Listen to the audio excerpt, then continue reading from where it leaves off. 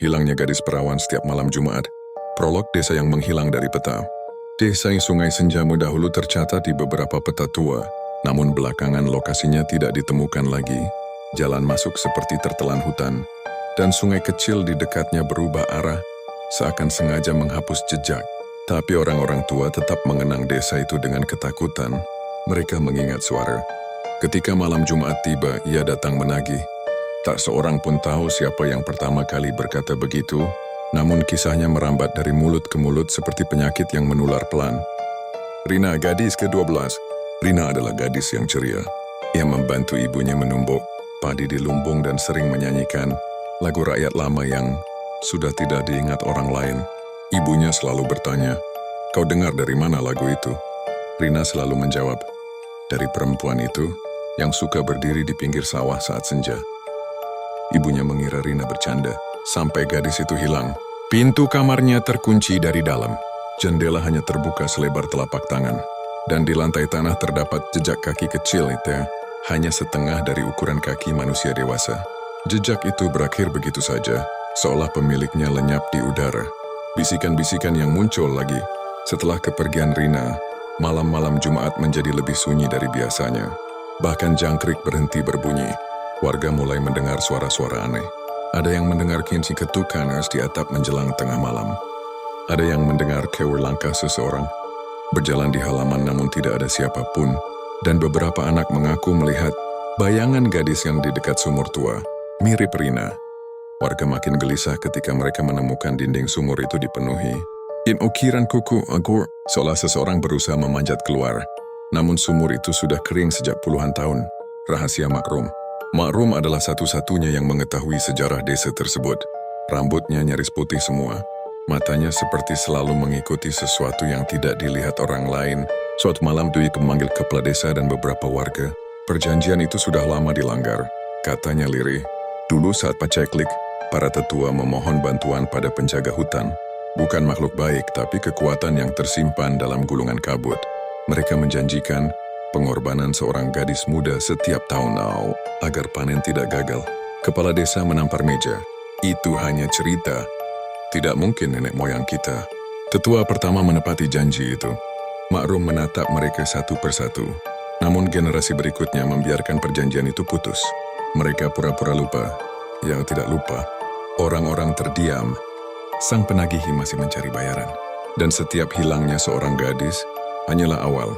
Laras dan malam ke-13, hari mulai merembes gelap. Pada malam Jumat itu, warga berkumpul di balai desa. Mereka memasang obor, memegang sabit dan bambu runcing, berharap bisa melindungi gadis terakhir yang masih tinggal, Laras.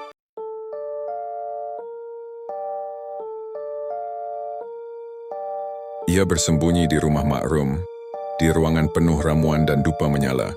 Tepat pukul ksiung ker. Semua anjing di desa menggonggong ke arah yang sama. Ke barat, ke arah hutan rimbun. Obor mulai berkedip, angin seperti berhenti bernafas. Suara gemerisik kecil terdengar dari pepohonan, makin lama makin dekat. Para penjaga saling berpandangan.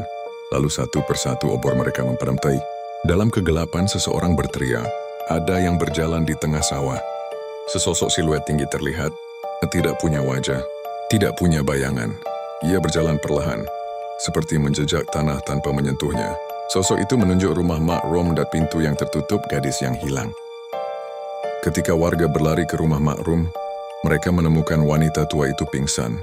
Dupa di ruangan Laras padam. Ruangan itu terkunci rapat. Butuh 4 pria dewasa untuk mendobrak pintunya. Saat pintu terbuka, mereka merinding. Ruangan kosong. Jendela tertutup dari dalam. Lantai tanah menunjukkan lingkaran hitam. Yang berputar seperti bekas geseran sesuatu yang bergerak melingkar. Dan di tengah lingkaran itu, hanya ada pita rambut milik Laras. Makrum terbangun sambil menangis. Ia berkata, yang ke-13 sudah diambil. 13, artinya perjanjiannya selesai. Ia bebas mengambil siapa saja yang ia mau sekarang. Warga terpaku. Bebas mengambil siapa saja? Makrum mengangguk lemah. Ia tidak lagi menagih, ia berburu. Eksodus desa Sungai Senja. Malam itu selusin keluarga pergi meninggalkan desa dengan tergesa-gesa. Mereka tidak pernah kembali. Orang-orang membangun rumah di desa lain, di bawah nama baru.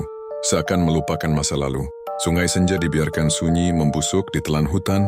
Beberapa orang yang tersesat di daerah itu melapor mendengar suara perempuan memanggil, memohon tolong dari balik pepohonan. Kadang terdengar suara banyak, kaki kecil berlari di tanah berlumut. Namun ketika mereka menoleh, tidak ada siapapun. Sampai kini, tak ada yang tahu apa sebenarnya yang dicari. Sang penagih, setelah ia mengambil gadis ke-13, yang orang-orang tahu hanyalah satu hal. Jika kau berjalan di dekat reruntuhan desa itu pada malam Jumat, kau mungkin melihat bayangan gadis-gadis itu berdiri di kejauhan. Mereka tidak menyerang, mereka hanya menatap, seolah menunggu seseorang, atau memperingatkanmu untuk segera pergi. Sebelum pemilik mereka datang, hang satu like, share, dan subscribe, agar saya semangat membuat cerita-cerita selanjutnya.